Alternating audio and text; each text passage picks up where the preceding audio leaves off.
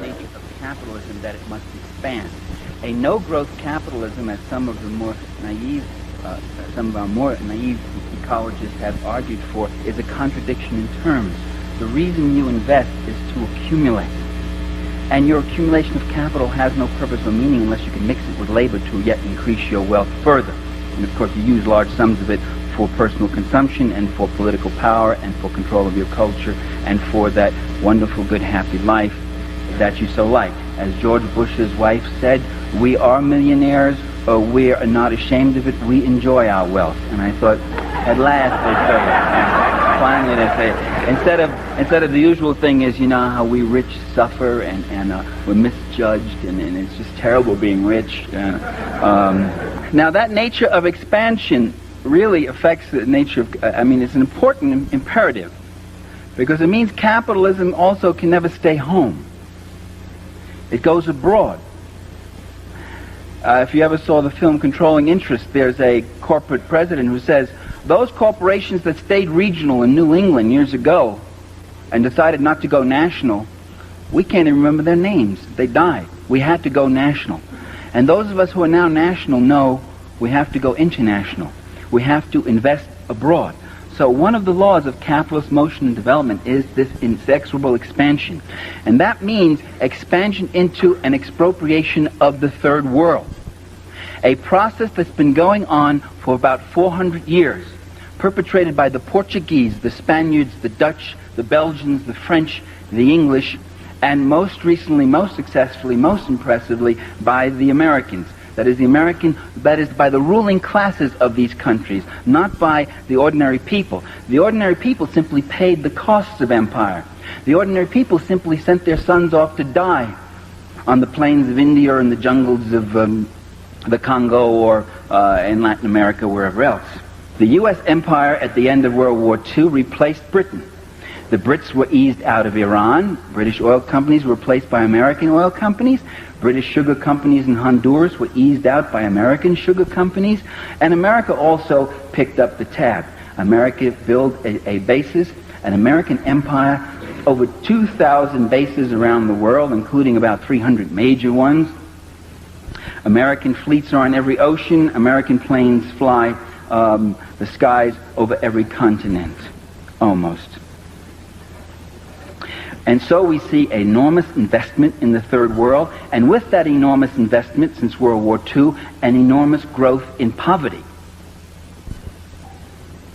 Now that's unusual, and that really goes against the accepted ideology, which is that attract investments in here because that'll bring prosperity and jobs, all that sort of thing.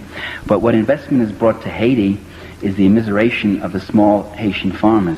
What investment has brought in Latin America and most other countries has been the displacement of the peasantry, their proletarianization.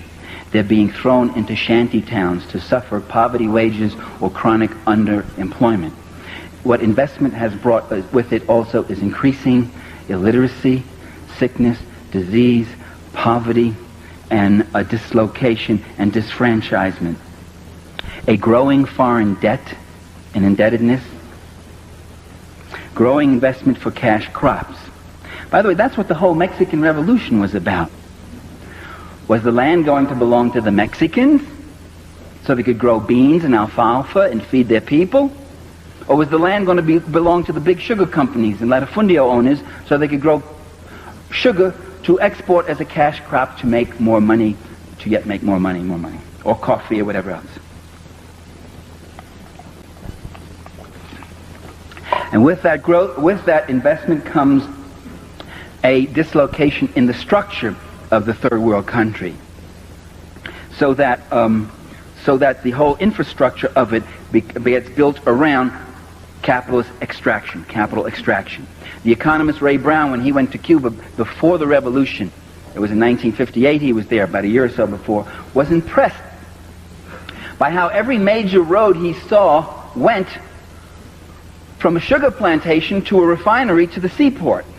While there were whole communities without roads, that couldn't get to doctors, that couldn't have schools, couldn't see a priest, the sugar companies had their roads.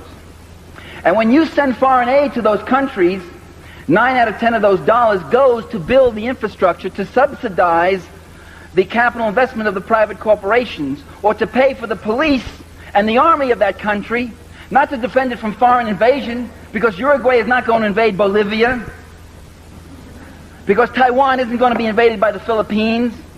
But they need those big armies to defend their rulers from their own people, because those people are in such a state of immiseration.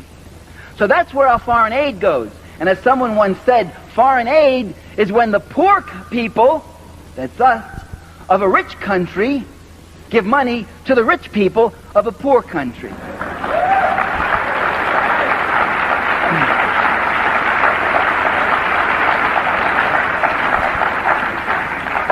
And when Kenneth Boulding gets up and he says, an economist, and you can see when you get brilliant people like Kenneth Boulding speaking so naively, you can see the troubles you get into, the swamps you go into, the baby talk silliness you get into when you think without Marx, when you think without class analysis.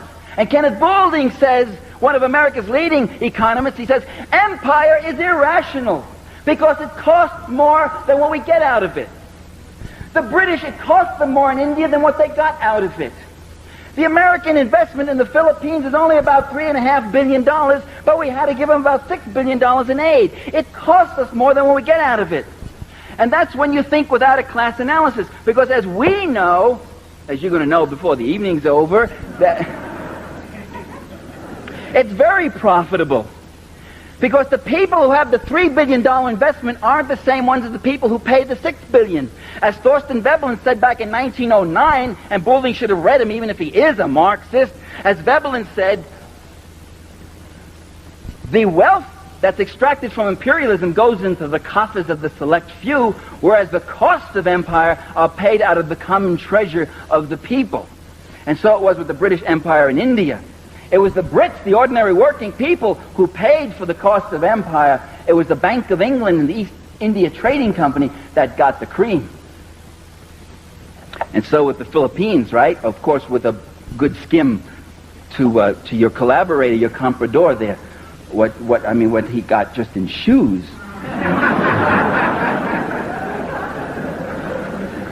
For his wife. God knows his shoes for his girlfriends. Okay. Another resource in the third world that attracts capital investment. And you say to yourself, what is that mysterious resource? I'm looking at El Salvador, right? And I'm looking at the companies that are in El Salvador.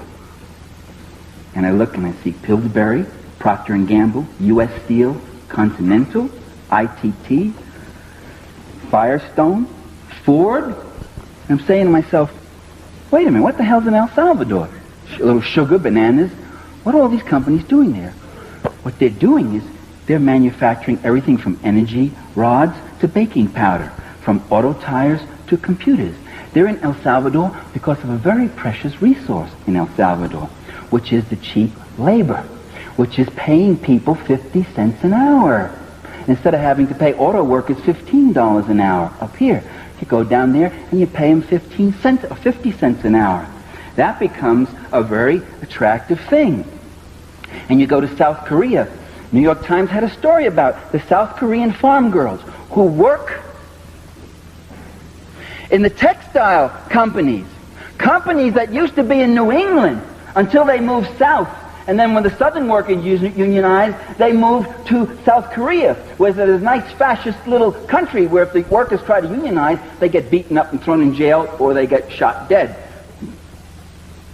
And the Korean farm girls in those textile compounds are working for 18 cents an hour. 18 cents an hour for 12 hours a day, 7 days a week. No time off. And if you want a day off, you work a double shift if you want to go see your family again on the farm. And they live in compounds. That's the Industrial Revolution. That's 1870s. But that's big profit. And that's what they call capital investment, development, friendly nation, staunch ally, good relations, stabilization, stability.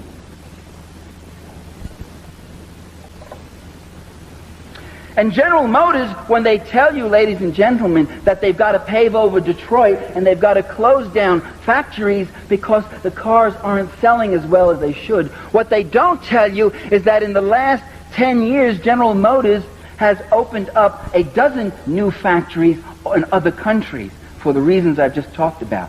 So here's another resource. This, in fact, is the key resource, the resource which is the source of wealth, along with natural resources, which is labor. Because one thing about labor, it's one of the commodities of production. It's the one commodity that does not use up its own value entirely in that process of production. It creates wealth.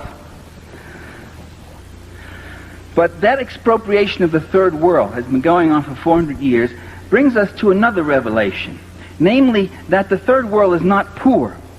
You don't go to poor countries to make money. There are very few poor countries in this world. Most countries are rich. The Philippines are rich. Brazil is rich. Mexico is rich. Chile is rich. Only the people are poor. But there's billions to be made there, to be carved out and to be taken. There's been billions for 400 years. The capitalist European and North American powers have carved out and taken the timber, the flax, the hemp, the cocoa, the rum, the tin, the copper, the iron, the rubber, the bauxite, the slaves, and the cheap labor. They have taken out of these countries. These countries are not underdeveloped, they're overexploited.